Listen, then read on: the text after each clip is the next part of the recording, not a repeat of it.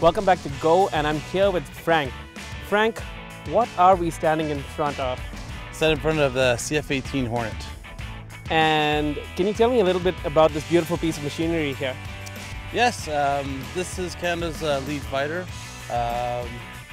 We use it for multi-roles in different parts of the world. Right now it's painted up to commemorate the 75 years of the Battle of Britain.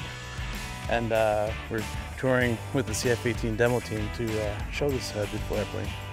And I was talking to a couple of guys at the air show, and they told me that the same plane isn't used for more than a year for air shows and stuff like that. Could you tell me a little bit about that? Well, in this case, we've used this one last year as well. There's a good chance we might use it next year. Well, we'll see when we get there. But typically, one airplane is used for one season. Is there a reason why you use just one airplane for a season? It will depend on what we call fleet on the hours on the airplane. Each airplane will age at a different rate.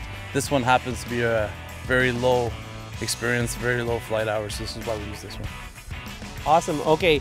And do you typically do shows in smaller communities like Quesnel? We do tons of shows here. Just with a smaller runway, we need guys with the resting hook, the resting gear, so we can actually land. But typically, we don't operate under 6,000 feet. Now that's really interesting that you mentioned that. Can you tell me how this, interacts with the resting gear? If you could show me, that would even be better. Yeah. We can walk around, or I can show you right now if you want. Can you tell me a little bit about how this little piece works here in relation to the arresting crew?